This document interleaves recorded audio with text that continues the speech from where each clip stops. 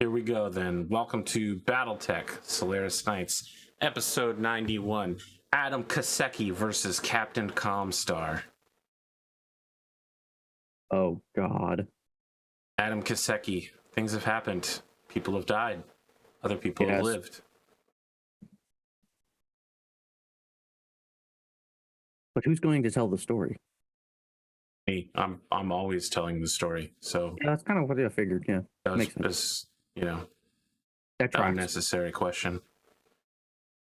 Yeah. Your boy Osman is shook. You know, he's doing the whole vow revenge thing. But this kid, he's got a gold-plated urban mech, not exactly the kind of thing you use to kill Chime Jade Falcon, aka now known as the Dragon Slayer. What the media is calling her.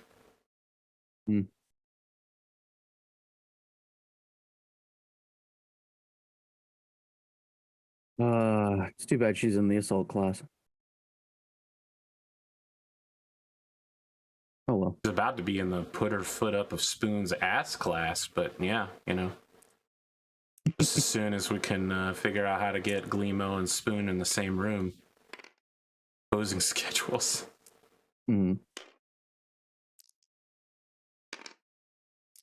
Yeah.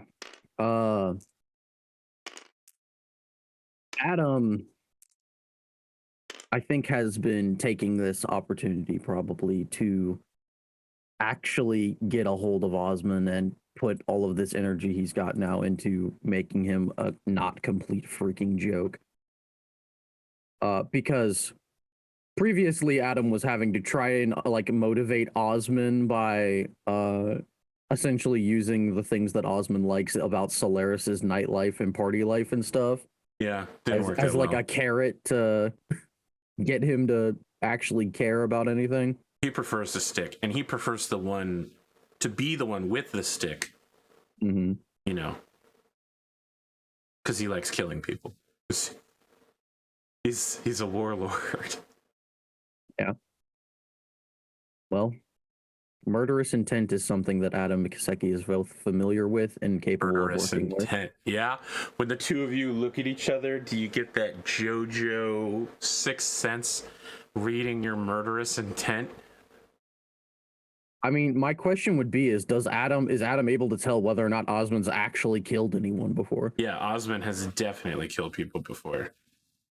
If you inquire about, like, he doesn't go, yeah, I casually murder people for a living, but if you inquire about it, some of his earliest formative experiences are like suppressing villages with his dad. You know, pick 10 people, kill one of them. Yeah. Oh. Casually kicking over buildings to see what's underneath them, you know, with a mech. Just to prove a point, just because they can. Sure, they could search the building, but what if they just destroyed it instead? Yeah, so Adam is trying to take a lot of that, like, just destructive emotional energy and temper it into something that is actually a killing edge. See how that goes? We'll see how that goes. What else you got? As for, and probably one of the earliest lessons for that will be a mirror much in the way of how the ferryman trained Linhilder by constantly sitting with her and going over every single opponent before the match. I'm going to do the same with Osman. See. Are you researching your opponent then? I am, in fact.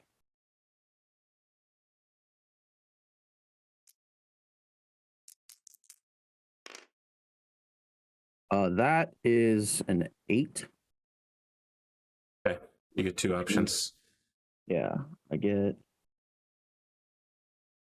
Yeah, which means I get 2 because of cold read from the Ghost playbook. So I would like to know my opponent's SPAs. Okay. Your opponent is Zacharias Thane, who is an active duty Comstar Comguard personnel, who has been named by their fans Captain Comstar. Although there are a rank that is being called demi-percenter, which is basically like a battalion leader. Their SPAs are oblique attacker and weapon specialist LRM 20. Oh, cool. A missile mech. Excellent.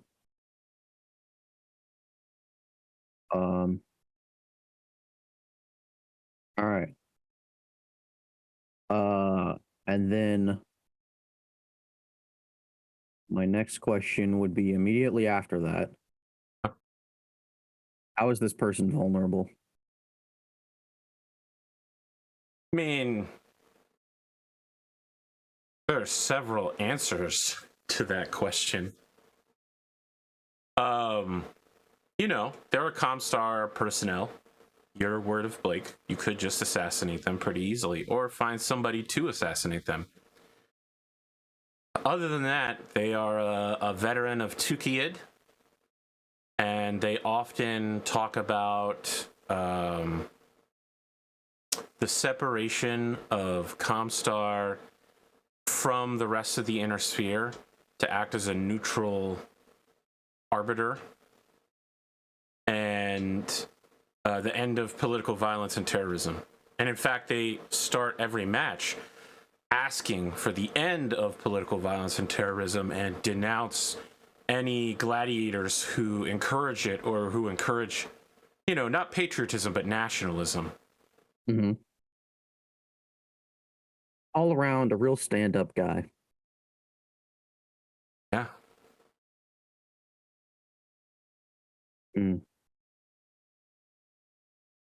Damn. I was really hoping this dude had some secret vices. Oh well. I mean, they can be baited into anger by doing the things, like if you were just to be like, Comstar is the old way, word of Blake is the new way, or you should stay out of politics, old man, and let people be people. I'm undercover, and also Adam's maybe a little old to be calling people old man. Sure. Well, I mean, Adam Kiseki is Draconis Combine, right? He could make a stance for or against the coordinator. I could. Could indeed. I'll have to think about that. The wheels are turning. But yeah. I think Adam is going to spend his time going over, looking through all this dude's matches, the research process. And then he is going to take some time to go diversify his wardrobe a bit. What are we talking about here? I mean, are we talking Hunter McGregor utility-kilts? Are we talking God, no. I Heart Seth Ghost Bear t-shirts? Like no, nothing so casual or eccentric. Adam is looking to go listen, from... I don't know that you can call a utility-kilt eccentric when we have 6 gladiators and 5 of them have admitted to having one, okay? When 5/6 of a test sample has a fucking kilt, I'm sitting here going, what the fuck, man? I mean, mine's not a utility-kilt. But it's a kilt. I mean, yes. Yeah. Unbelievable. Y'all, I don't know what the general statistics of kilt wearing is in the normies, but it's too much. It's too many kilts, man. I feel like you've got a disproportionate sample, though. I mean, it could be. It could be. A bigger sample size might let me know, but I'm afraid the YouTube comment section is just going to be like, yep, kilt wearer here. Just want to chime in. Kilt all day. AP kilt real. No, I don't wear kilts. Shorts are the one and only acceptable pants choice. That's all I have to say. They're just so comfortable and easy to wear. All right. What are you looking at? Adam is looking to get something to somewhat exemplify or closer tie himself to the Solaris like high life. Currently most of what he wears to formal occasions and stuff is his like military uniform, essentially. Is dress blacks. I mean, uniforms never go out of style, but yeah. But he's looking to sort of lean into that without having to simply wear the same exact outfit to formal occasions. He's looking for something to build up his. He's actively working on building up his warrior poet persona.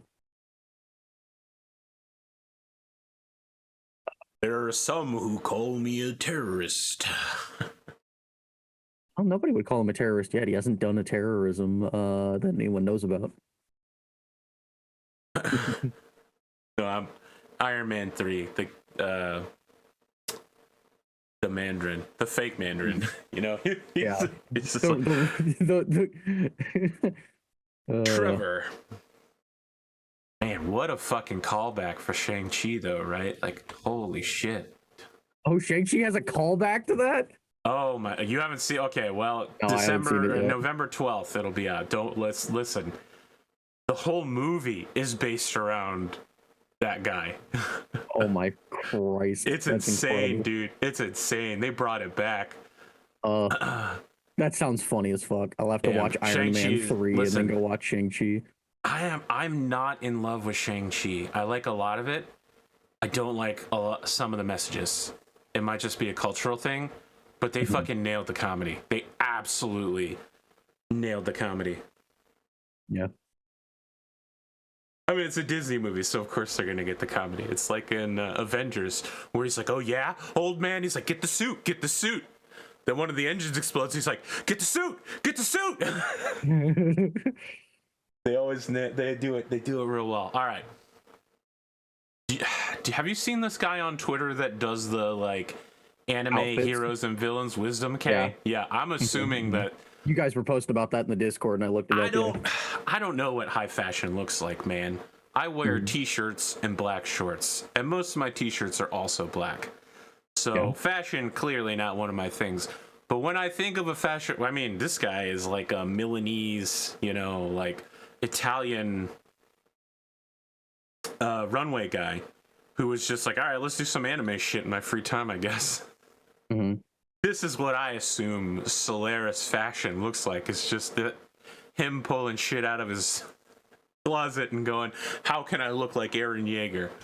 But what do you imagine your high fashion on Solaris looks like? I imagine that for Adam specifically, a lot of it is about like twists on the like warrior poet trope. So instead of just like, you know, his military uniform where he, you know, is doing this whole like forlorn soldier bit, he gets like he has an outfit that's essentially kind of like a lone noir detective kind of thing. Because that has a very similar vibe of like the lone like man against the world, but who's constantly got his own internal monologue going and stuff. Another outfit that's vaguely that's very reminiscent of like an actual like knight in plate or chainmail type thing, but it's, you know, like a jacket that's got chains hanging off of it or something like that. That's got like a very fine like chain mesh on the outside or something. Again. Now that we've opened the box for A Knight's Tale, I'm just going back there because of all the like semi-authentic clothing that they had during that, and then at some points they were just like, yeah, and this guy's got a hoodie, I guess. My favorite is that like the Prince of England's got like a trench coat. Yeah. Or like he's just got like a regular jacket with the popped collar, like it's the freaking 80s. That movie's incredible. I'm so glad we're bringing it back. Oh, what a Speaking of wonderful which, movie. Osman isn't able to train full time with you because he's starring in that production as the bad guy. Oh, he's the shitty Frenchman? Yeah, he's the shitty Frenchman. Yep. At least I think that guy's like French. any good Third World warlord, his French is actually impeccably good. So, I mean, look, if you shout out to my man LeBeau. yeah, see, it's true. You got to speak French if you want to deal with the arms dealers and the pirates. Ah. The language of warlords is the language of whatever empire fell most recently. Huh. I don't know if I agree with that, but okay. I'll let it slide. Do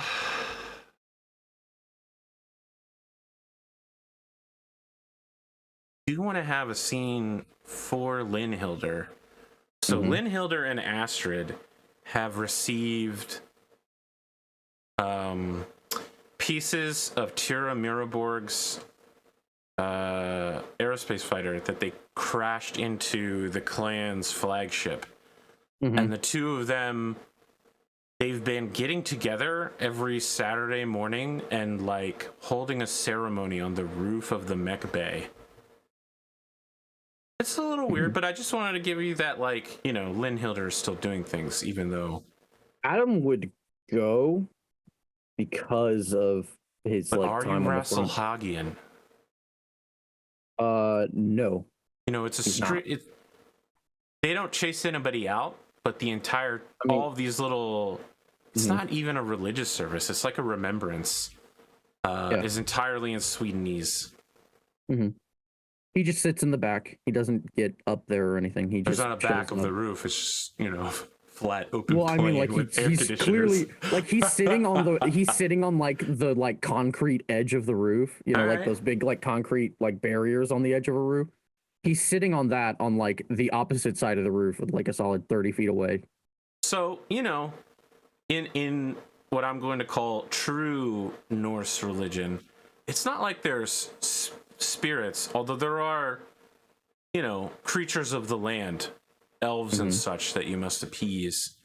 When that gets wrapped into Japanese Shintoism, the Swedenese people have a very strong, not like gods in like, yes, there's one god, but the idea that all things have a god and that they should be respected. And they just have a Saturday morning sunrise service where they respect the spirit of Tira Miraborg, which surely must inhabit these two incredibly small slivers of her aerospace fighter that they have. And it's not like you guys have a ton of Rasselhagians on staff, but those that are, come.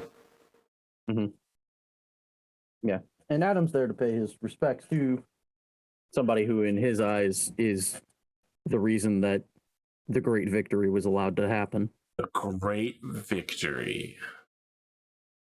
Very well. Blake's will be done. I mean, I'm not exactly like Jay thinking that the jihad is over, but thinking as Tukiad as anything other than a great win for the will of Blake would be sacrilege.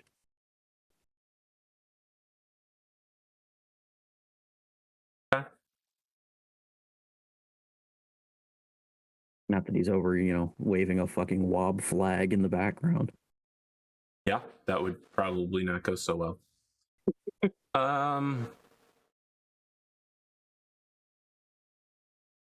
Other than that, there's just a lot of visitors to the stable lately. People, fans who wait outside and try to get tours inside, try to get autographs or snapshots. A lot of people thirsting for Seth, actually. Ever since it's come out that one of the LCS Centurions from the football team here, the Mech football teams, stated that their number one candidate for partner would be Seth Kabrinsky. People who are not Mech fans are suddenly like, "Oh, Seth Kabrinsky exists."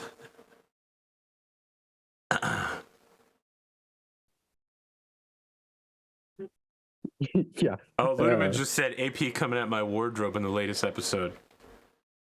I just did it again right now in Varen's episode. Get all of you. Oh, it's okay. My real life wardrobe is non-existent, so. Black shirts, black shorts. That's how you do it, bro. You know, AP, you and I are in basically the exact same spot. When it gets Color cold, I neutrality. occasionally, when it gets cold, I just throw a black hoodie on top of it. Oh no. I could do that in college. I could do that until I was about 27. But now I'm old and feeble, and my circulation isn't as good as it used to be. So I have to wear like a thick jacket and like long pants. But I used to do no socks, shorts, and t-shirt in like 30-degree West Virginia weather in Morgantown. No socks? No socks, sir. What is wrong with you, AP? Because I used to wear sandals occasionally. I'd just go barefoot at that point. Which, to be fair, I'm from Kentucky, so I do a lot. I mean, really, but, you know, all right. We'll pass that by. Just know, Kiseki, however, thinking of you. Nothing but dress shoes and boots. Of course. Anything else you want to do before your interview? Your opponent has publicly called upon you to, really? like himself, denounce political violence.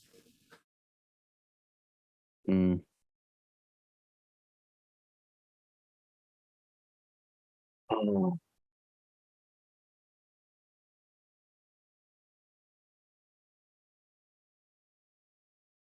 Adam doesn't do anything before the interview. That's pretty normal. All right. William is there. Even though you just diversified your wardrobe, he's wearing a paramilitary Michael Jackson militant. You know what I'm talking about? Yeah. Oh yeah. Version of your uniform. Yeah. So it's a pretty weird mix up where you guys are basically dressed as each other right now. Adam Kiseki, welcome back. Hello, William. It's a pleasure. You have been called out by your opponent. They have been asking, Zacharias Thane has been asking that you denounce political violence, which has seen a very serious uptick here on Solaris recently.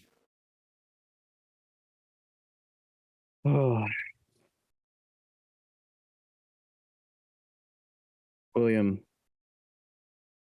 I've spent my life fighting for various causes. Sometimes just fighting for a paycheck. Violence, for whatever reason, is a tragedy. But I will not stand here, having lived the life I had, and denounce someone's right to combat the forces that would seek to place them down. There are some causes that are worthy, and I will not carte blanche denounce them all. A nuanced answer to that question. But let me ask, Adam, how are you dealing with the death of a fellow gladiator?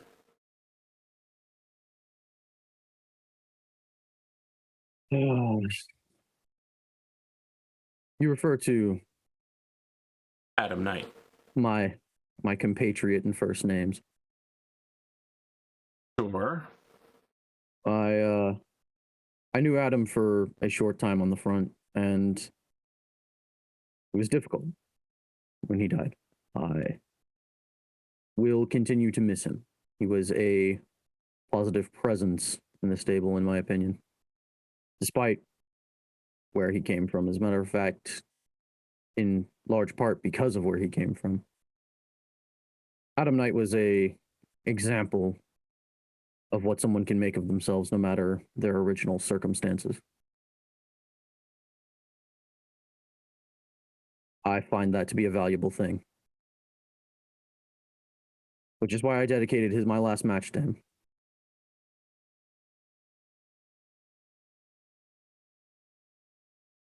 What are your thoughts about the rumored upcoming grudge match between Seth and Hunter as they attempt to pursue a battle against Shime and Saya? There are a lot of people across the inner sphere who are saying that this is simply an attempt to lure these two women onto a battlefield so that Hunter McGregor, a renowned assassin, could have the opportunity to legally murder them.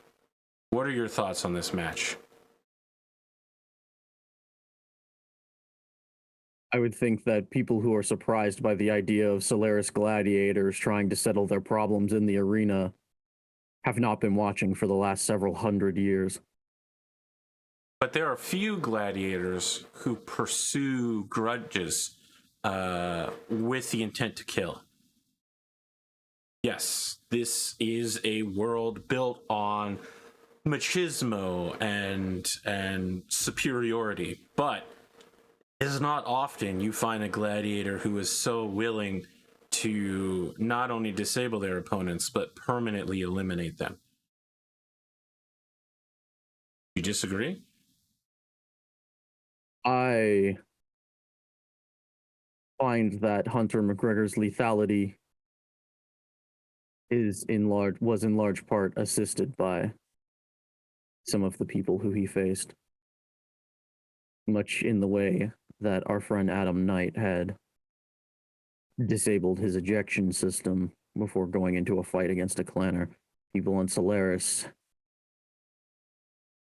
have a way of letting their egos get ahead of them.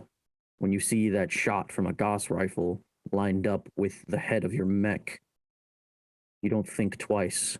You punch out. You don't wait for the shot to fly, because by that point, you're already dead. I think that is a answer, but it is not the answer to the question, is this an attempt by Hunter McGregor to lure victims into a kill pit? What I will say is that if it is an attempt by Hunter McGregor to purposefully lure two victims into a killing field, this is a terribly inefficient way to do it. No mech is so poorly designed that getting a kill on an enemy pilot is a sure and easy thing.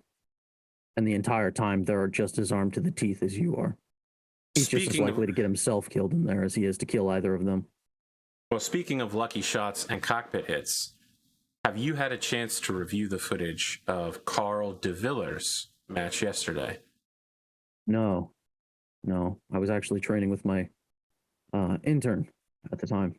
I have not had a chance to review the footage. I won't spoil anything for you, but things did not go well for him in his first real match on Solaris. These things happen. I'm sure he will bounce back. I think a steel wall could bounce back from him, but sure.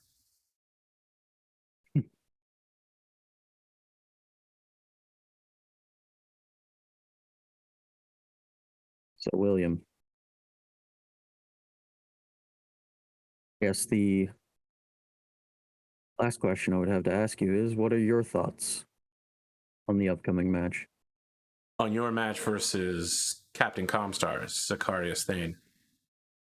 Yes. I have to admit, I'd like to see your insight. I am a fan.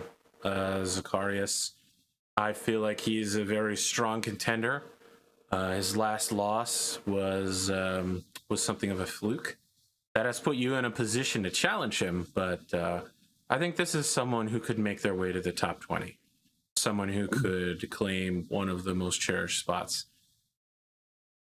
I'll be honest, I don't know as much about these fights as my analyst team, who are currently texting me feverishly. My thoughts are that you may have finally met an opponent you can't deal with. It's simply because of the arena draw. You are in a position where you may not find yourself able to easily close with them. But regardless of whether they can see you or not, he can continue to rain down his signature barrages. What arena would that be? Man, come on. I haven't done arena calls since the pre-episodes. All right, let me look for the name here.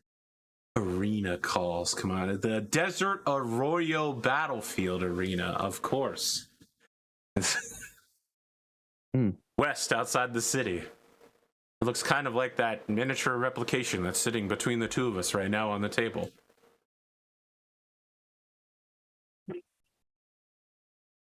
Interesting.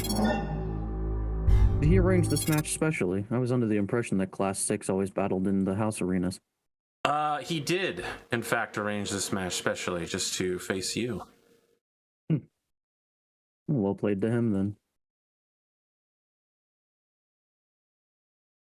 I think we've already seen that limited class battles do not always take place in the arenas. I can't remember if you have fought in an outside of arena, but I know for a fact that Hunter McGregor has several times. If only I had my Solaris Statisticians team still, the Lore Masters. They died. All of them The council died feels of overwork. whimsical today, it seems.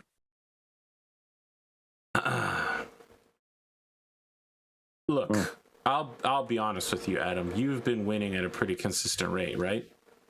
Yes, I am so far undefeated. You have had a lot of luck in opponent draws so far. Many of your opponents have found themselves unable to deal with your signature dash and smash. Yes. Though I have had numerous opponents who had significant range advantages over me, as well as significant tonnage advantages. Sure, but you My close strategy that is gap. adept at dealing with them. Yeah, exactly. In about 15, 20 seconds, you're already on top of them, and at that point, it's over. Even with the weight mismatch. Now, there have been some close ones, but you still have been winning consistently. I don't speak for the Solaris Civic Council, but I think that they might be giving you a sign that they'd like you to slow down. Perhaps. Well, Now, look. I'm going to do my Again, best to disappoint them. A lot of people aren't in a position to talk about the Solaris Civic Council as easily as I am, since they have no hold over me. So let me just say this.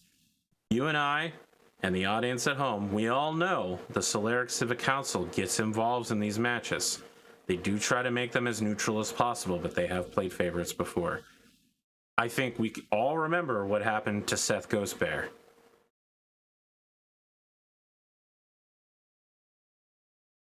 Well, either way, I'm going to do my damnedest. And when push comes to shove, our friend Captain Comstar should hope that I do not make it across the field. Because if I do, I'm going to tear his machine in half. And that's a guarantee. A guaranteed victory? All right, let me put it here. GV. You wanna do it in somebody's name real quick? Yes. Let's see. There's a Guaranteed there's a victory in friend the name of the King of Crabs. I am going to guarantee victory. In the name of Thick Incorporated. Thick. THICC. Yeah, I know. Acheron's Corp. You know that they're just gonna end up making me read something about a dude with a giant ass, you know, like a dumpy, a thick dumpy. You know that, right? All right. You know, an appreciation of posterior is something I can always get behind as a player. And, you know, Adam for his part, is just trying to go kind of down the list and guarantee victory to various supporters of the stable. All Spread the love right. around, you know. Okay. Well, let me reveal the mech of your opponent, Sicarius Thane, or as he is known by his fans, a title he has not himself publicly acknowledged, Captain Comstar. A Salamander PPR 5S, a rare mech whose serial code has no relationship with the actual name of the mech. Commissioned for creation by Comstar. You're looking at 3 LRM-20s and 2 medium lasers. Very straightforward. Case, fusion engines. It's meant to be a long-range support mech. An 80-ton Designed assault after mech. Tukid. Yeah, an 80-ton assault mech. This is exactly what I was expecting. Look, man, you already beat a fucking Kraken, okay? You beat a Kraken. Yep. This thing is nothing compared to a Kraken. I built this mech pilots. specifically. I built this mech specifically to have 3 chances around to instantly drop any mech on the board. Yeah, so Sicarius Thane is like, he enters the arena on foot with a headset microphone, blonde hair, gray eyes, wearing a Comstar uniform, which looks somewhat Star League Defense Force reminiscent. And he just waves to everybody and says, thank you for joining me today, everyone. Now, I don't think I need to tell you again the story about how I grew up in San Antonio on Terra. How I found my life changed when I entered service with the Order. What I had to do on Tukiyed in order to survive. What all of us have to do to survive the threat of the clans. My opponent has refused to, as they call it, carte blanche, denounce violence. Political violence. Now look, I'm a warrior, I'm a gladiator, I'm a soldier. But I think that there's a time and a place for political talk and political action, and the end of a barrel of a gun is not one of them. I'm here today to not only win my victory, but also to show my ideals on this battlefield. And I just hope that my opponent can come to that level, change their ways. Thank you very much, everyone. I hope you enjoyed this match today. Thank you. Thank you. And then his mech is like, you know those things that they bring spaceships in on? The giant super tractors that roll things in slowly? It's like that. They roll it in and it's very Gundam-ish as he climbs the side of it. And they give you your spotlight for how you want to enter. Adam just walks onto the field with the mech. And as he sits in his cockpit, he just turns on some like traditional like some Ghost of Tsushima-esque like ancient flute music. You wish to write poetry while playing a flute, wandering between the dappled sunlight of the coast. Yeah. And the mech just stands there in the like as the breeze slowly blows by and clouds of dust come off of the Arroyo. And he just listens to the music. All right. As your mechs are preparing to enter through the mech gates, you get a message from your opponent. Private one. Mm-hmm. I was hoping to face you today, Adam. Why is that? I apologize for drawing you out to this battlefield, but recently I think you've been treating the arena as less of a game and more of a battlefield. I need you to recognize that what we do is entertainment, not Tukiyed again. Well, I'm sorry you see it that way.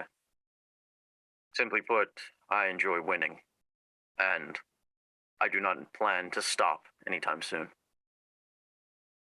I caught my eye over the last few weeks. You've been meeting with people, veterans of the clan wars. Some reports crossed my desk. Can you tell me what you're doing with them? I'm simply connecting with my local brothers. People who bled for the inner sphere like I did, like you did. So I'll be keeping an eye on you for a little while. And in today's match, just know that you can't evade my eye. Best of luck, Captain. Wow, you sound like you're the villain of this movie. That's because I am. 8. Oh, the perfect thing would be to kill this guy. I know you'd like to kill him. A lose. Okay. I'll take the east side to face you the long way. Okay.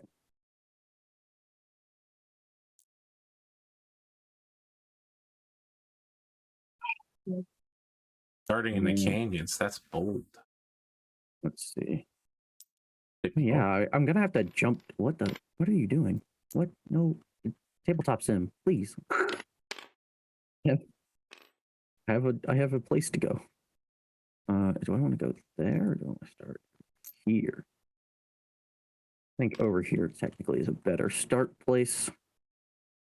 Yeah. And yeah, I have to start in the canyons. If I start up here, I literally can't get down because, or like, except in one spot over here. Yeah, right here. Yeah. Yeah, I've got only 2 positions I can get down from. And I'm gonna have to end up in the canyon anyway. I might as well start in the canyon just to get there faster. I'm just gonna murder you while you get closer. No big deal. Yeah, probably. All right, let's roll.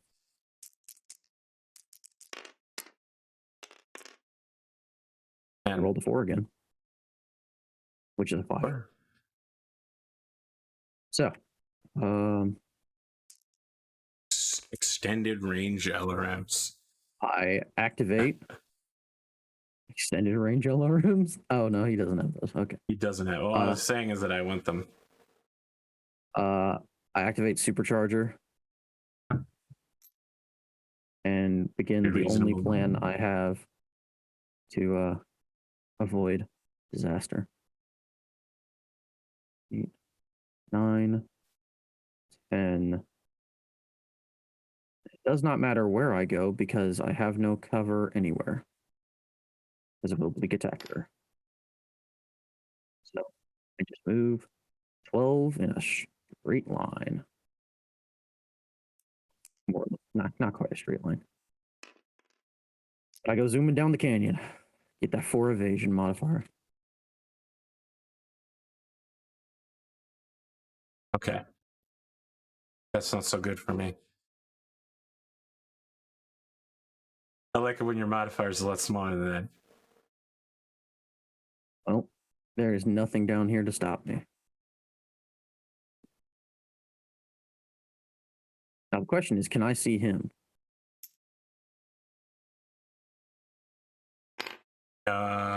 Yes. Oh, yeah, I definitely can see him now. Yep. Okay. Be like 19 away from each other. Yep. All right, go ahead. Gauss rifle, ER large. A medium laser. Wait, no. Gauss rifle, ER large. A medium laser and 2 small lasers. Only the Gauss rifle and ER can actually hit him. The rest is just to maintain speed and heat. I'm a 1 gunnery, +1 for heat, +2 for my run. Makes this a 4, +4 for range is 8. He has a 1 green movement. 7 places Okay, yet. so 9. So it's 9 and 9 and 9. Gauss rifle. 15 damage center torso.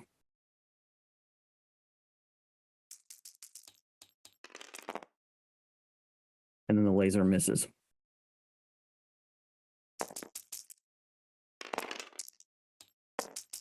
I'm firing 320s. Oh wow!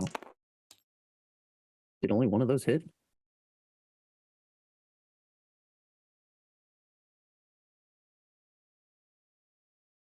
It doesn't hit. None of them hit. None of them hit. Oh man! Fast. Making your way downtown. Faces past. I'm homebound. Yeah, there's another line in there. I just forgot it. All right. 7. 8.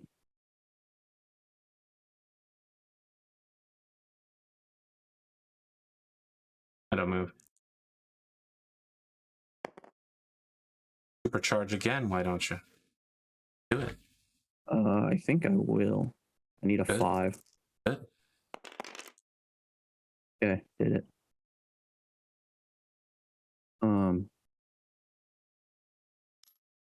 1, 2, 3, 4, 5, 6, 7, 8, 9, 10, 11, 12. Again, a 4 evasion modifier.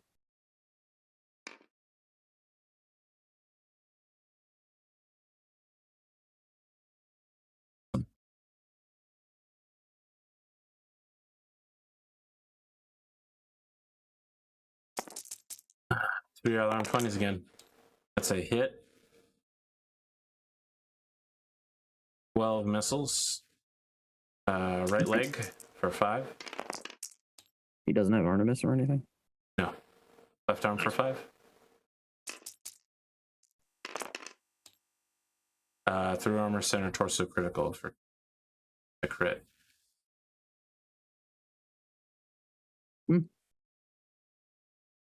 You want to activate the crit move to try to block that, or are you going to take it? Oh, that's tough. Because I may This have is your much only better. chance to do this, so. Oh, you can only do it on Yes, the. take You the can't. first. You can't The save first time you All take a critical or a head hit, yeah. All right. In that case, never mind. Then I just. Does Battle Drill 4 applies to both crits and head hits, right? Yes. Or is it just head I think. hits? I'm going to check. Battle. Battle Drill 4. Yes, whenever you take the move, don't roll. Still toss you a glory, but yes. You don't take the crit, you still take the damage. Oh, wait. I just realized I'm a doofus. I don't have Battle Drill 4. Well, Never mind. you're going to need to make a roll. I spend the glory and roll. Yep. Whoops. I was like, Battle Drill 4. I'm the soldier playbook. No. You didn't take that move. You took Battlefield the Boardroom to get rid of corporate roles. Wow. That is a 6. I'm going to re-roll that. Yeah. Edge? Yeah. All right, that'll do it. That's a 7. You have instinct? Yes. Okay, you negate the crit.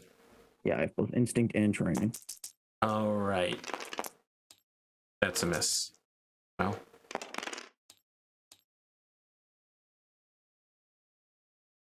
$16 missiles hit. 5 right leg. Okay. 5 right leg. 5 right arm. 1 right leg. Oh, wow.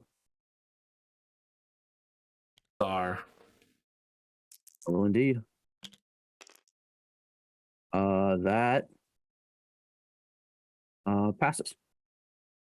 Okay. +1 PSR. Yeah. Just enough. Okay, I am going to. We are 7 apart. I'm going to fire a Gauss rifle, the ER large laser, a medium laser, and 2 smalls. Only the first 3 are capable of hitting. 1 gunnery, short range, so no modifier. Running makes it 2. Heat makes it 4. He didn't move. So I hit the Gauss rifle on a 4. I hit the ER large on a 4. I hit the medium laser on an 8. Gauss rifle hits him for 15 in the left torso. ER large hits him for 8 in the right torso. Medium laser hits him for 5 in the right torso. And then everything else is just heat build.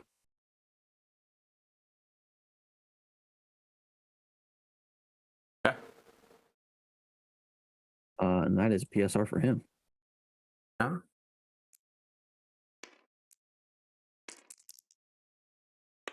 He passes. Excellent. 10. All right. 6. Hmm.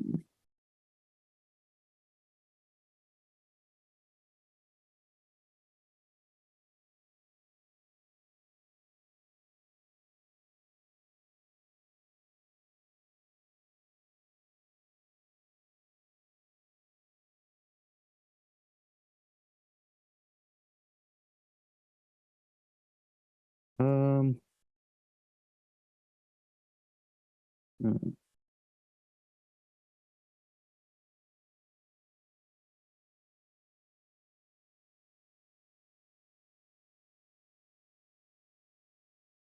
That's probably gonna be a rough round. No matter what I do. All right. We do not activate the. Well, hold on. Let's see. You don't want to do a 7+ supercharger roll? Let's see.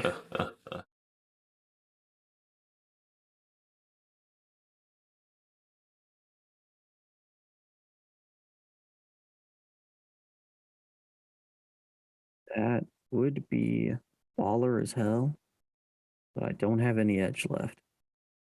I'm not going to risk losing the dang thing. I believe if you blow the supercharger, it counts as an engine hit.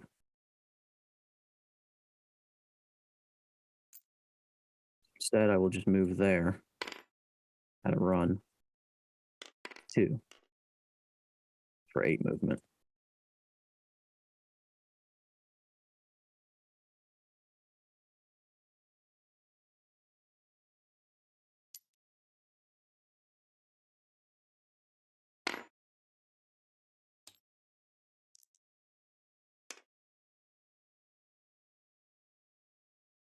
Okay. Only Take your a shot. 1 evasion, right? Yep. Oh, I just put it up there. Um.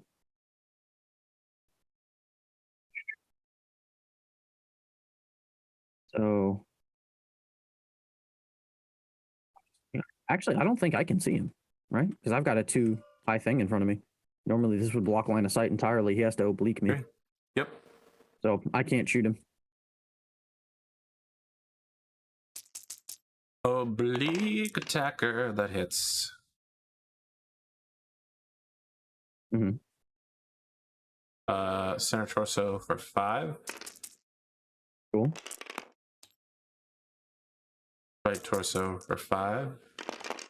Okay. Right torso for 2. Second shot is also a hit.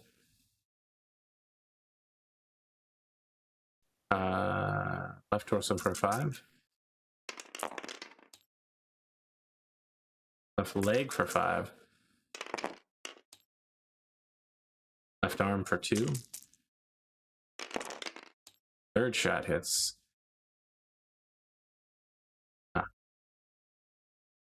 Right torso for 5. Okay. Right arm for 5. All right. Left arm for 2. Okay. Getting thin on the armor. I've got a leg that's only on 10 and a torso that's at half.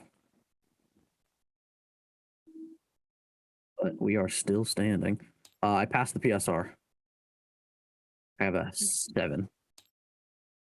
Or a I have a 6 on a 4+. 7.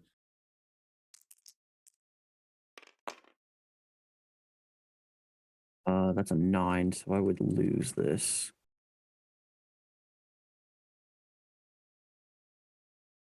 I want to automatically win.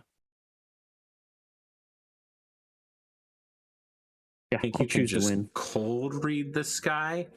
Yeah, I do think I can. I'm going to win initiative this round. Adam sees the guy fire all of his obliques onto him as he's behind cover. Looks at his mech's damage readout, sees that everything is still like green and yellow, and then just smiles to himself in the cockpit and says, "Showtime."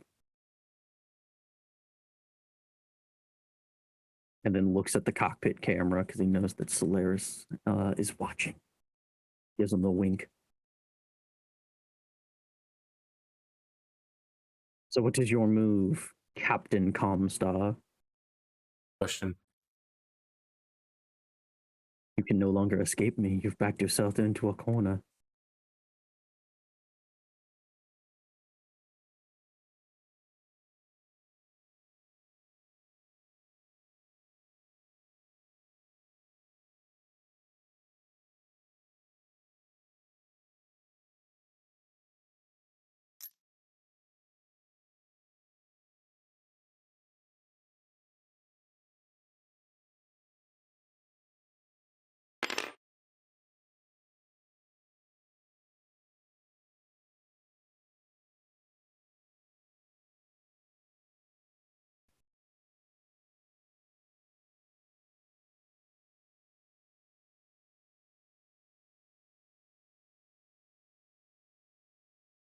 Very least being prevent you from meleeing me, access me. No, I do not have any way to melee you in that position. If you're adjacent to me, we could shoot at each other. Mm-hmm. You'd be able to shoot me either way because you've got I'm oblique. less afraid of your gun. All right. I honestly don't know if this is a good move or not, but I'm going to do it anyway. Mega lulls. All right. So you're facing here? Yeah, yeah. Okay. I don't really care if you shoot me in the back. 1, 2, 3, 4, 5, 6, 7, 8, 9. No supercharger required. Oh, you did need supercharger because you have a run of 8, right? Wrong about this? I have a run of 9 with TSM active. I'm a 6'9 with TSM. I'm a 5'8 normally, and I'm a 12 run with supercharger. That is 7 hexes, which is enough to get 3 evasion, and I am now directly behind you, which means I believe you can't hit me with anything. I can hit you with my left arm. You have lower arm actuators. Yes. I don't need to flip my arms backwards. I can torso twist it. No, I'm saying that's what I'm saying. You can torso twist, and then because you have lower arm actuators, you can hit me with the left arm. You need lower arm actuators to be able to hit, I think, side arcs and stuff, depending on what version of the rules we're using. So yeah, either way, you should be able to hit me with your left arm, but your torsos. Yeah. I'm also adjacent to LRMs, so I'm feeling okay about this.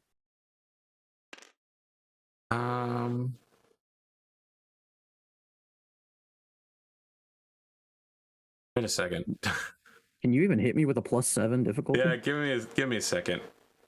I'm gonna get roasted if I get this wrong, but I think I might not torso twist, and I will fire at you indirectly. Is that the Gigabrain attack? I mean, there's nothing that says I can't. Listen, I'm checking. If I get this wrong, it's gonna be Grimdark James giving me hemorrhoids for the next year. All right. I mean, if you can do that, that's hilarious. But I'm pretty sure even with oblique attacker, they still have to at least be in the firing arc.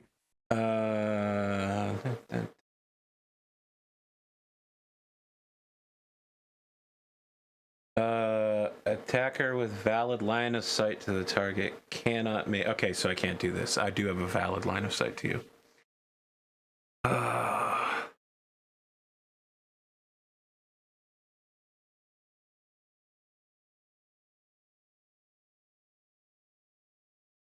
I don't think I need to be facing towards you to do it, however. I'm reading through here.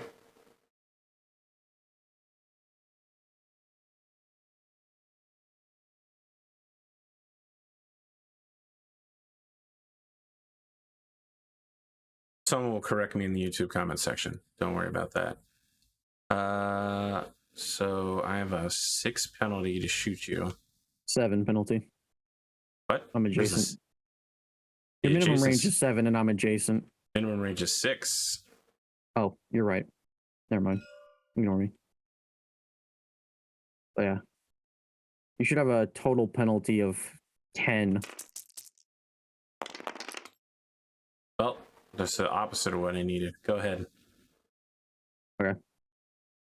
So you're not firing the torsos forward and over your shoulders at me? No, I can't do that because I have a direct line of sight.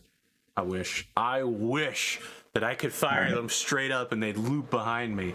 I'm pretty sure I could do that if I couldn't see you. 2, 4. All right, I hit you with 6 with the Gauss rifle, 4 for everything else. I'm firing a Gauss rifle, an ER large, a medium laser, and 2 smalls.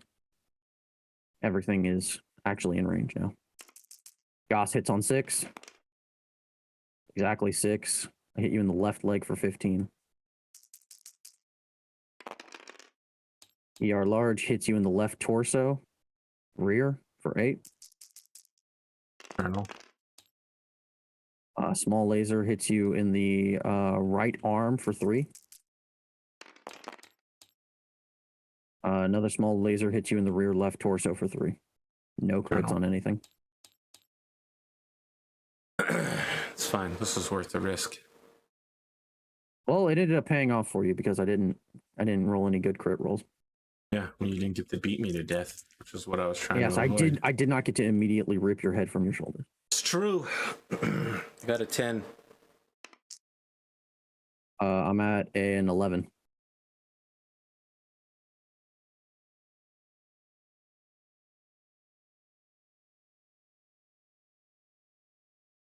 Legs will be done.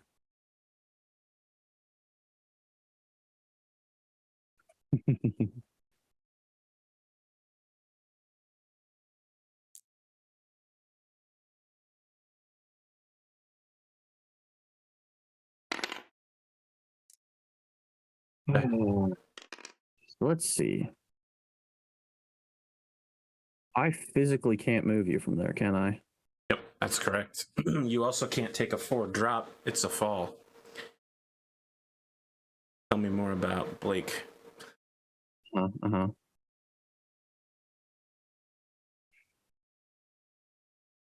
I still find it hard to believe that I can't just DFA you right now. You couldn't. Like, I can't. Remember that each of these hexes, is like 30 meters aside, right? Yeah. Then why can't I jump down? You would literally just be leaping down and he would just step backwards. You have no control when you're in the air. And then I'd be down on the level I need to beat the crap out of him. It'd be fine either way. I'm sorry that Battletech does not adhere to... Listen, we've slammed Battletech enough about this. It in no way simulates real life. No, I'm just saying, mechanics-wise, either let me push him off the spot he's in, or let me get down there with him and beat the crap out of him. I'm trying to think if there's literally any move I can make at this point because he is in objectively the perfect position. I literally can never get to him. Based on the rules, I don't think.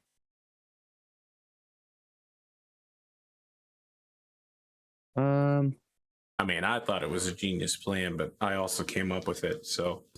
Oh, I had to make some tough calls. I thought you'd be dead before we got to this range. No chance.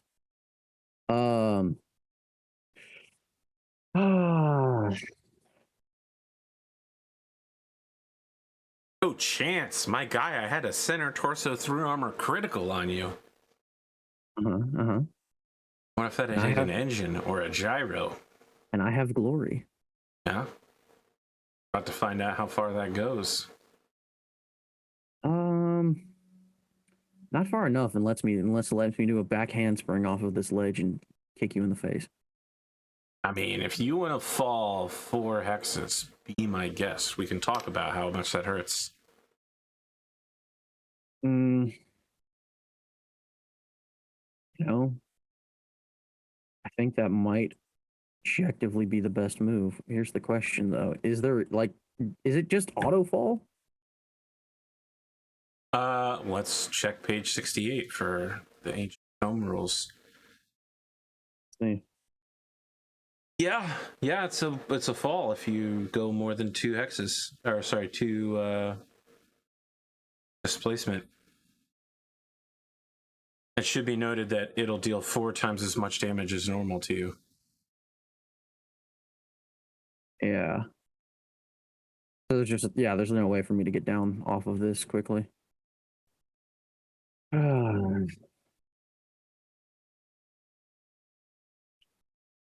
Yeah. Huh. Well, this is, I guess, the one time that stand aside would have been worth. Um.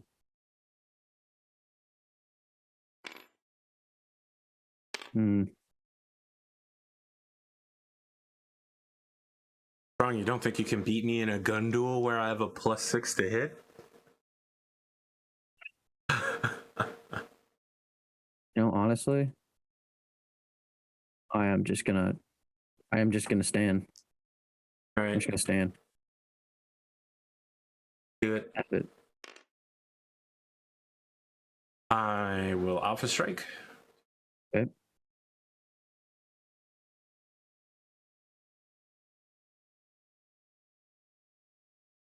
+7 to hit me total. Go. Laser, LRMs. Laser hits 5 damage left arm. Okay. Laser hits 5 damage center torso.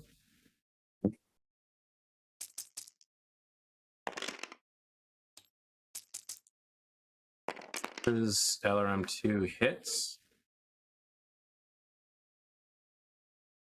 Missiles, first 5, right torso. Okay.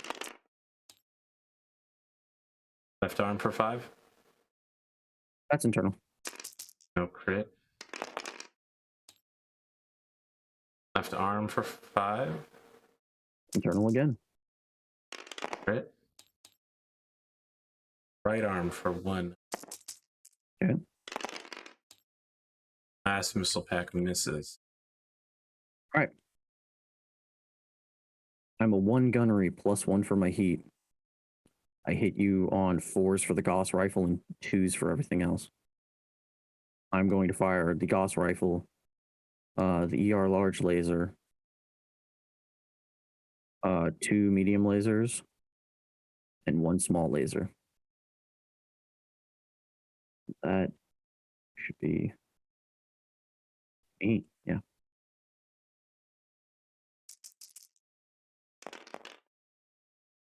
Uh, 15 damage center torso with the Gauss rifle. Okay. 8 damage left leg with the large laser. Okay. 5 damage left torso with the medium laser. And 5 damage center torso with a medium laser. Okay.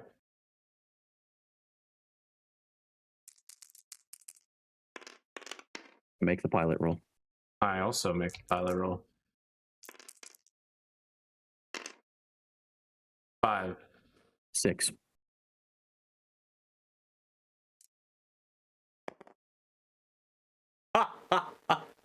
You know, if I won, I'd come up out of here, right?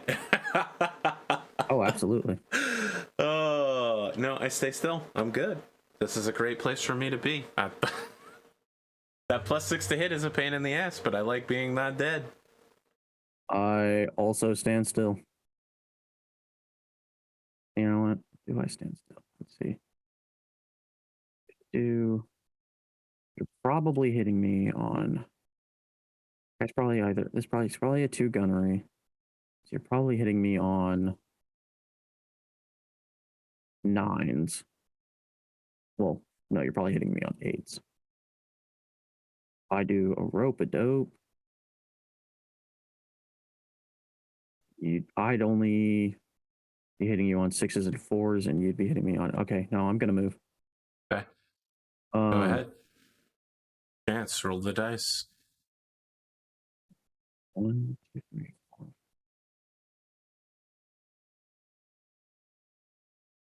All right, I am gonna activate Supercharger. Successful. 1, 2, 3, 4, 5, 6, 8, 9, 10, 11, 12. Okay. That is going to push us both up 2 points, which puts you, I believe, hitting me at a 10 minimum. I feel better about that. You didn't forget anything? Oh. I am. Yeah, I'm alpha striking. Medium lasers over LRMs. Okay. Right arm 5. Cool. Left arm 5. That takes it off. Arm 8. LRM misses. LRM misses. LRM misses. Excellent.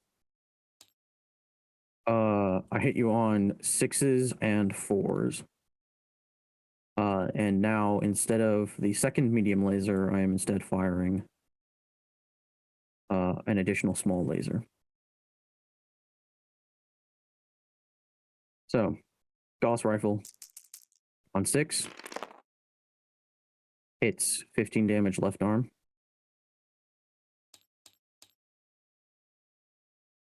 ER large laser hits 8 damage left arm.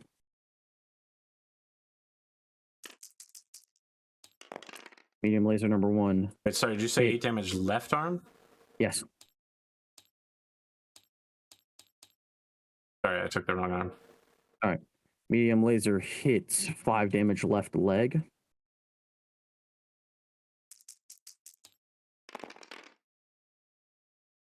Small laser hits 3 damage right leg.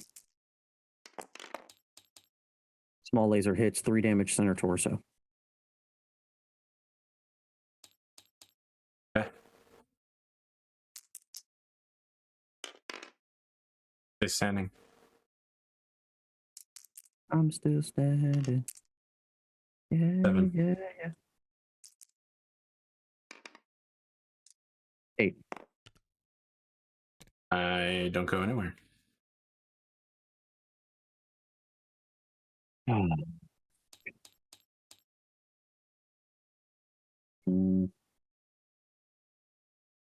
1, 2, 3. 1, 2, 3, 4, 5, 6, 7, 8, 9, 10, 11. Does this even fucking look like? You're standing at the top of your console, just running in circles, taking a shot whenever you go past the rise. Yeah, it's literally what it is. It's Adam's. The thing that we saw in Adam's very first match, as he approached Andre LaFoe. Okay. Where he does the thing where he you know that, I guess the best way to describe it is, you know that guy, he's like one of the first major villains in One Piece, the dude with the really long claws who dances back and forth. I've never seen One Piece. But yeah, I think what he does is his arms just hang limp at the side, including the like one that's like destroyed and mangled and stuff, and he just sways back and forth very slowly, and it speeds up, and he starts just like dashing back and forth with his arms just like flying behind him, like going limp. throwing them places as he's just like dancing all over the place, moving his mech very like unmechanically. His natural grace coming into effect. What's your defensive modifier? +2. I'm withholding one of my LRM 20. Building up heat. 2 mediums, 2 LRMs.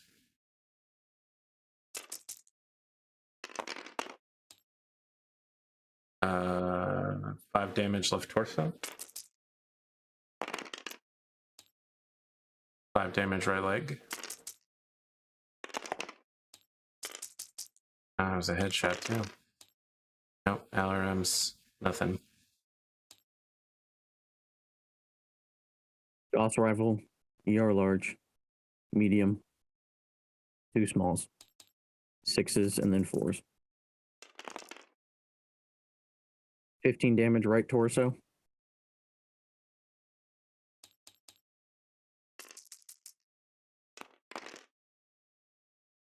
8 damage head.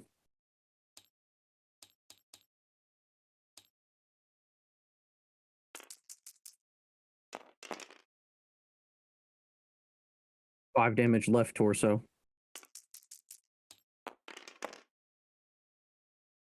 Miss.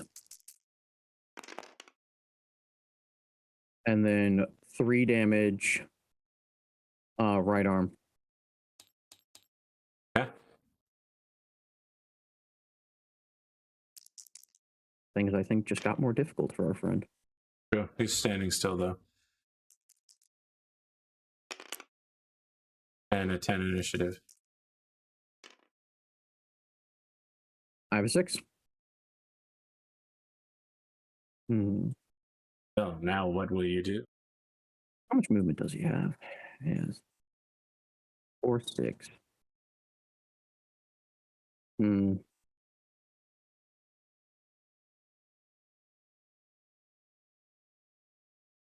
This would be 3 movement.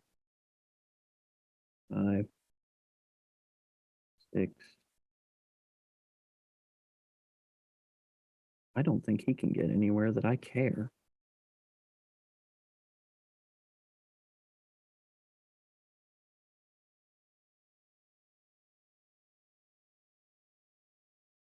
Hmm.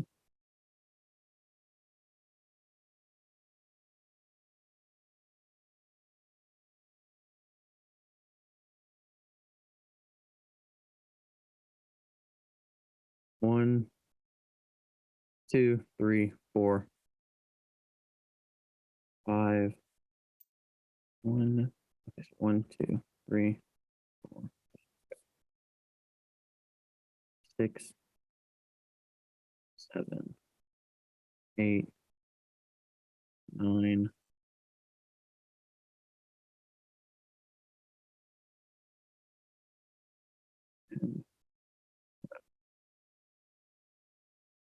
Well, do the evasion again. No, that would be 3 turns in a row. I'm not gonna do a 7+ with no edge.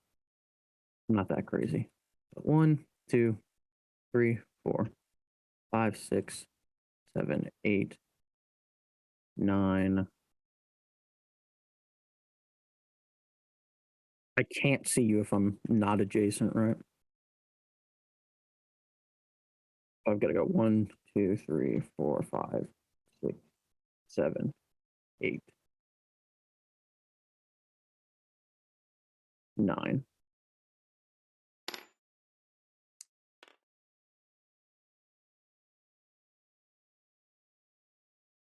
All right. That's my move.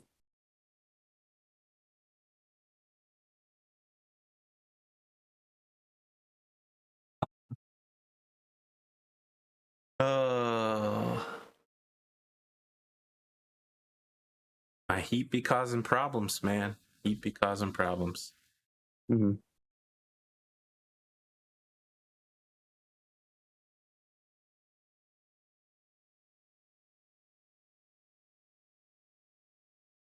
So I just realized if I hit your left torso with the Gauss rifle, you're actually just dead. One hex too short. Well, 2 hex is too short to get into a position where I couldn't see you and I can indirect fire. Yeah. I think you might lock me in right here. Slight problem. I guess our battle continues as it has. Please. Yeah. Shots. Once again, 6s over 4s, the same weapon complement. Gauss rifle. Oh, that hurts. You are large. 8 damage right torso, no critical. 5 damage center torso, That's internal. no critical.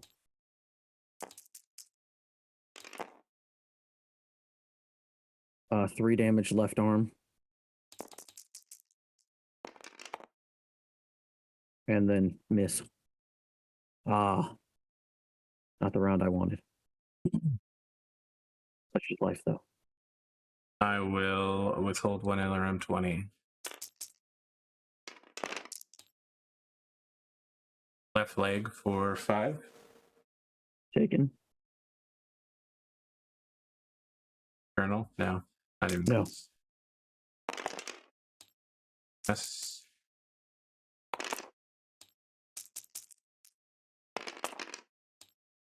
LRMs have just absolutely failed me. So don't even need that high to hit. Yeah, right. you've got a head hit. I've got 1 evasion and 6. So that's like. All right, I stay standing again. I Plus forgot 8 to right roll there. to see if I stay conscious. Oh my god. I edge re-roll that. You edge re-roll the passing out? Yeah. Oh, man. Jesus. Didn't need edge anyway. 12. All right, here we go. Nope, don't beat it. I'm going to do the exact same. Oh, you know what? Let's see. I took a turn off. That brings it down to a 4+. Because every turn off of supercharger brings it down by 1 once it builds up. I don't think that's right. Isn't it just after it's not been... If you use it 2 consecutive each turn rounds, it isn't... Yeah. Okay, it's reduced by 1. Okay, I gotcha. Yeah. If you use it every other turn, you can do that infinitely at 3. But if once you use it 2 turns in a row, it takes 2 turns to reset back to 3. But I am going to use the supercharger, so now it'll be a 6 the next time I use it. Sure. And I'm going to basically do the longer of the 2 loops that I did to give me a +2. The boom, boom, boom, boom, boom. And a move. Do it. Okay. 6s over 4s. Again, this is the part where I'm really glad that I have 16 Gauss rounds. Because I do not anticipate running out of ammo. All right. Gauss. 15 damage right torso, and that's the game. Sure. Is there a critical? There is.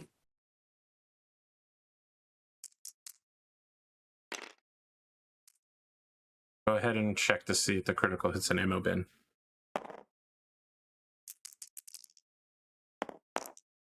Nope. 2-3. That's an engine hit. So Engine doesn't exist anymore. nothing critical for that guy. Nothing on large. Nothing there. Yeah, I mean, these don't hit you anywhere consequential, except for, yeah, no, none of these hit anywhere consequential. You're fine. He gets out alive.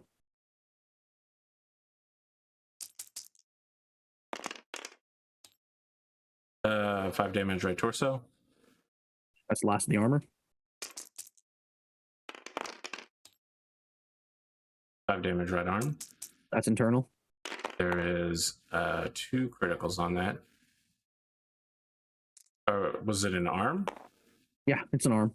Oh, geez. Nothing here matters that much. Yeah. All right, lower arm actuator and hand actuator. Okay. Lock them both out. Couldn't beat you to death even if I wanted to. First LRM pack hits. 12 missiles, 5 center torso. Yep. 5 left torso. Cool. 2 center torso. I'm getting awful close to being Kenneth Crossed. That happens to all of us, especially Kenneth Cross. 16 missiles hit. 5 left arm. Gone, goes to left torso and takes the last of the armor. 5 right arm. Internal. Last 2 crit spots there. Okay.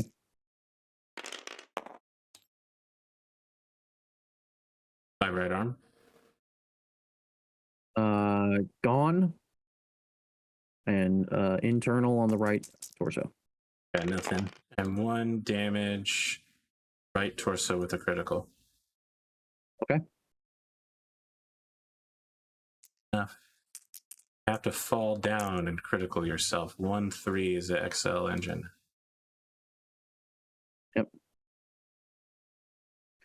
Which will put me at +5 heat, which puts me at 14, which is a shutdown roll that I will need to roll. I succeed the shutdown roll, so I don't auto fail the pilot to stay standing, and then I pass the check to stay standing.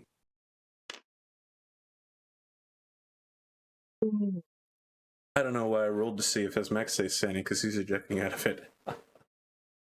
It's been bricked. Didn't need those engine slots anyway. It was a good fight, Captain. He doesn't say anything. For what it's worth, I do respect your conviction.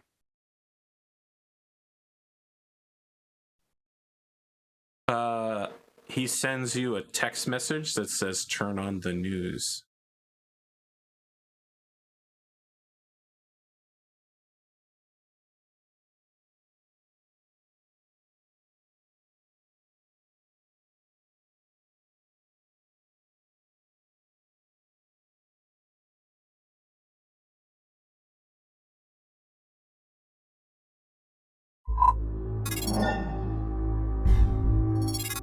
Go on to your post interview.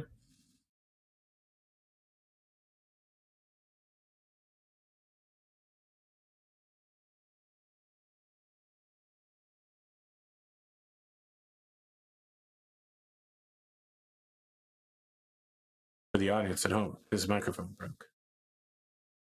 Let's talk about gifts that you can get your family this season.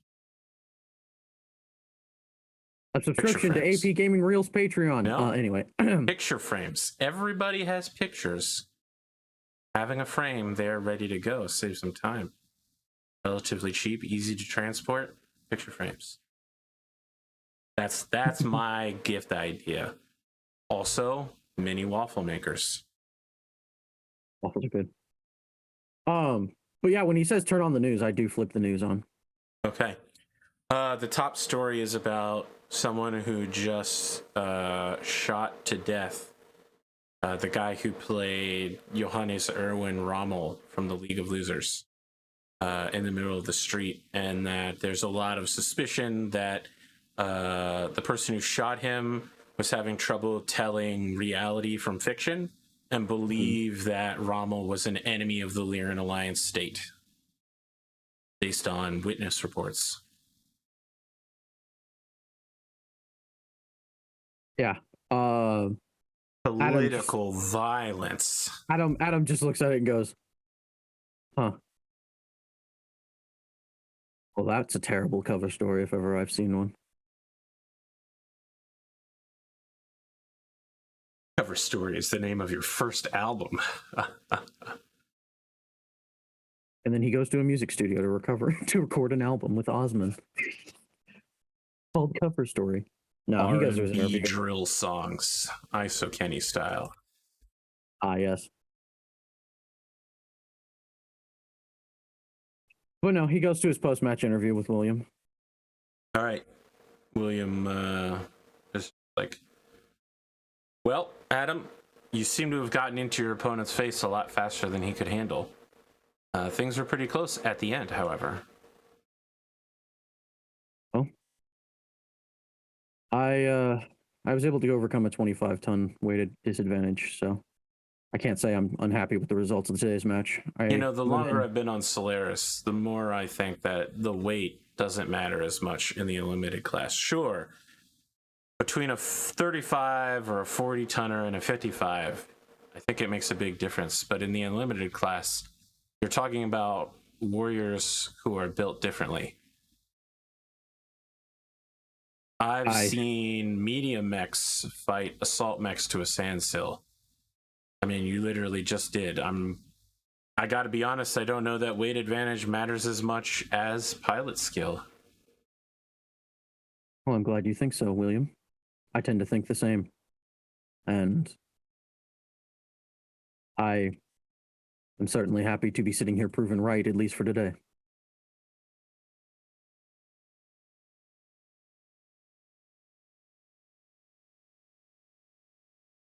I think a lot of people on Solaris right now are talking about the most recent news. I assume that you've heard before you made it to the studio? Yes, I caught the comm feeds from my cockpit as I was walking back to the gantry. Well, I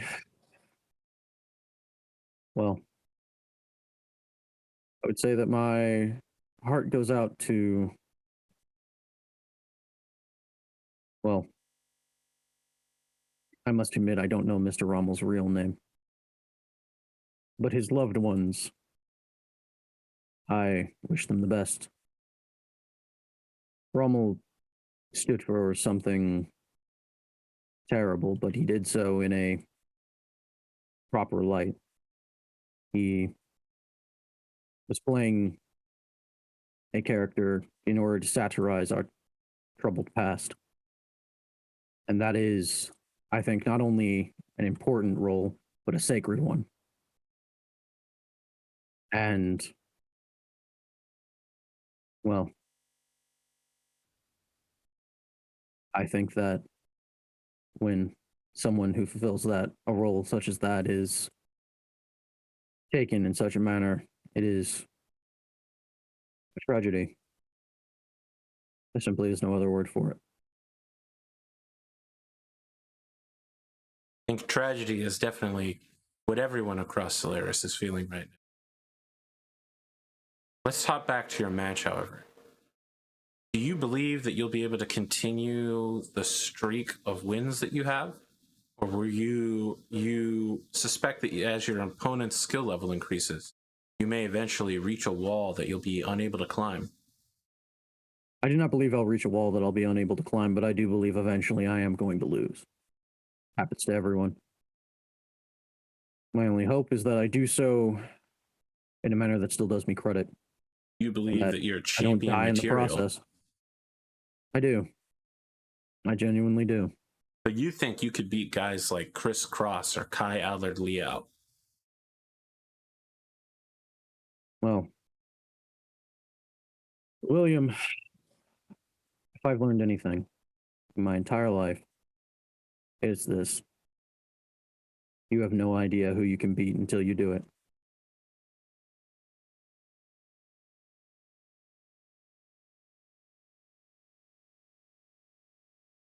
I don't have any other questions. Well then, I'll end simply with this. I will see all of you for my next match. In Solaris, expect to see me come tournament season. Because I'm not going anywhere. Tournament arc? I'm trying to figure out how to run a tournament arc on this show. Not easy. Yeah. Part of the problem is that if you guys fight each other, there's no way to make your schedules sync up. I mean, that's really the hardest part. I mean, it's a barrier that we are unable to overcome in any way. Well, yeah, especially because there's certain people whose schedules are never going to sync. Some people who just have like contradictory work schedules and stuff. I've been lucky so far in that my new job hasn't gotten started yet. Um, so I've been pretty flexible, but that might change. But um, after the match and after the interview, Adam will finally go home, get cleaned up, get dressed up, grab Osman, and for the first time since he arrived on Solaris, now as the rank, what is it? What rank did I just hit? You earned his rank, which was 65. Nice. So, and now that I've hit rank 65, Adam is going to 65. actually go to the Valhalla Shield Club for the first time. I was gonna say that everyone knows once you hit 65, that's when you can show yourself. That's the cutoff point. Well, Adam specifically feels like he's coming in on a good win. Where the map was against him. It was everything totally in favor of his opponent, a 25-ton weight disadvantage, and he just smashed him in a straight up like brawl. Get a pack hunter up in here, smash you. We'll see how you feel about it. All you gotta do is hit me. Stop trying to hit me and actually hit me. Mm-hmm. Only the pack hunter existed. It's okay, you can make one AP. The pack hunter was in our hearts all along. No, it wasn't. I know. What an amazing mech. Yeah. Adam finds his table.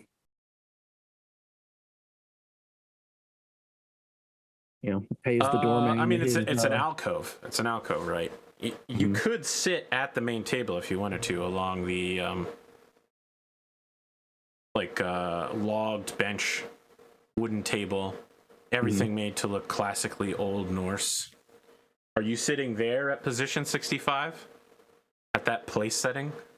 Yeah, I think he will because he's looking to actually meet people now. He wants to make friends or enemies, either one. I mean, the people on either side of you, right, are all competitors. They're coming for their rank. The people behind you are coming for your rank. Yep. But yeah, I mean, look, this place is not full at any time, right? Less than 10% of the table is occupied at any moment. And it's pretty normal for people to like pick their plate up and move further up to consolidate near the head of the table type of deal. And then everyone would be forced to move if someone better comes in. Yeah, like Adam specifically does not move above his rank at the table. I think some of your compatriots then move from the head of the table back over to their real spots so that they might speak with you, somewhat more in person. Let me ask, how open are you to being approached by people from the alcoves who aren't necessarily gladiators, but like referees, very rich people, former gladiators of high standing, but again, not actual current gladiators? Adam is specifically here to start the process of glad handing and making friends. All right. Well, you're new here. I don't know that you're new to gladiatoring, and I don't know that you're new to a social environment, but this is a location where everybody is looking to get something. Yeah. As they say, everybody wants to rule the world, and this is a room where you can do that from. Yeah, I think this is the port where we see Adam Kiseki kind of recede a little bit, and a little more of Ivan comes back. As when people approach, he greets them with that. He throws off Kiseki's cold, forlorn demeanor and brings back that sort of wry, fox smile. How dangerous are you willing to get here? Are we talking you pick up your Solarian accent and mannerisms? Your knowledge of local culture enough that you wouldn't make any missteps here? Yeah, he specifically does everything right. Okay. Someone is going to take note of this. That's all I'm saying. Listen, there's never mind. I'm not going to say it. No, he knows. It's all right. It's all right. It's all right. It's all right. Yeah. Look, you don't make the greatest of headways today, right? It's literally just you've avoided this place for a while and you're finally here. Yeah. Like Conor McGregor, you're seen as a threat. You're the kind of opponent who will kill another gladiator. And that, you know, that is a challenge to the long-standing order of chivalric combat that this room stands for. I think that probably Chris Cross waves at you from down the table, though. Adam gives him a. That's when people start paying real attention to you. Mm-hmm.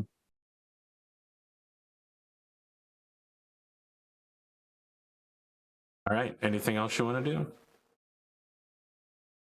I'm going to spend my downtime training Osman. Very well. I already knew that. Mm-hmm. You get your 1 XP for winning and another of choice for guarantee victory. Yep.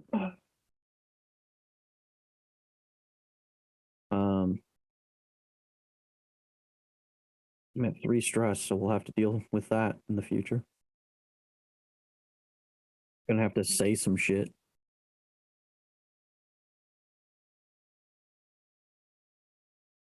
Gonna have to be a little more inflammatory with my political statements as opposed to nuanced and cultured. Yeah. I mean, saying something like people don't like Saya Jade Falcon is no longer like that's not inflammatory anymore. Oh, I'm just talking about I need to stop. I need to be like, I'm not going to carte blanche condemn people and start being like, yes, you should kill people. Yeah, that would definitely. No, I have to figure out. Adam has to figure out what political agenda he even wants to push publicly. He doesn't know yet. He's still. Well, I think Adam's probably going to be checking in soon with mission control. Yeah. All right. You got anything else? That is it. All right. I did what I came here to control do. to Major Tom. We need you to commit a violent political act.